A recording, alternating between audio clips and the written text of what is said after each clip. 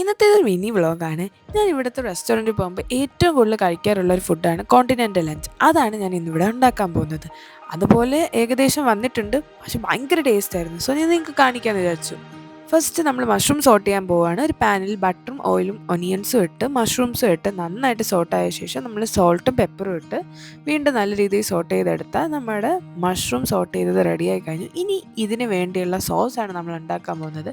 അതേ സെയിം പാനിൽ തന്നെ ബട്ടറും ഗാർലിക്കും ഇട്ട് നന്നായിട്ട് സോട്ടായ ശേഷം കുറച്ച് മൈദപ്പൊടിയും ഇട്ട് വീണ്ടും നന്നായിട്ട് ലംസ് ഒന്നും വരാതെ സോട്ടായ ശേഷം നമ്മുടെ ആവശ്യത്തിനനുസരിച്ചുള്ള പാലൊഴിക്കണം, സോസ് ഒഴിക്കണം. സോസിൻ്റെ ടെക്സ്ചർ ഓരോരുത്തരുടെ ഇഷ്ടം അനുസരിച്ചാണ്. എനിക്ക് കുറച്ച് തിക്കായിട്ടാണ് വേണ്ടിയിരുന്നത്. ഞാൻ അതുകൊണ്ട് അത് മിക്സായി വരാൻ വേണ്ടി അതിനനുസരിച്ച് പാലൊഴിച്ച് നല്ല രീതിയിൽ മിക്സ് ആക്കിക്കൊണ്ടിരുന്നു. ആൻഡ് സ്പൈസസ് ആയിട്ട് ഞാൻ സോൾട്ട്, പെപ്പർ, ചില്ലി ഫ്ലേക്സ്, ഒറിഗാനോയാണ് യൂസ് ചെയ്തത്.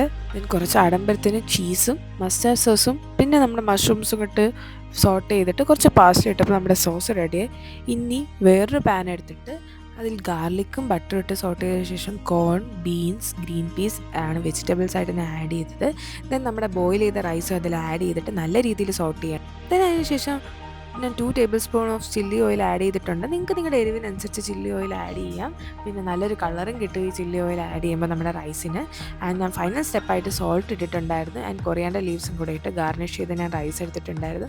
നിങ്ങൾക്ക് ഞാൻ ക്ലോസപ്പ് വ്യൂ കാണിച്ചു തരാൻ. നല്ല ഭംഗിയായിരുന്നു റൈസ് കാണാൻ.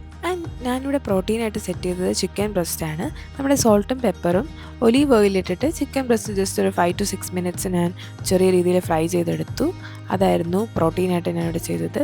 സോ ഇതാണ് ഞാൻ ഇന്നിവിടെ ഉണ്ടാക്കിയ ഒരു മിനി കുക്കിംഗ് വ്ലോഗ്. നിങ്ങൾക്ക് ഇഷ്ടമെങ്കിൽ please do like, share and support me. And എല്ലാവരും ഇത് ട്രൈ ചെയ്ത് നോക്കാൻ മറക്കല്ലേ. ബൈ.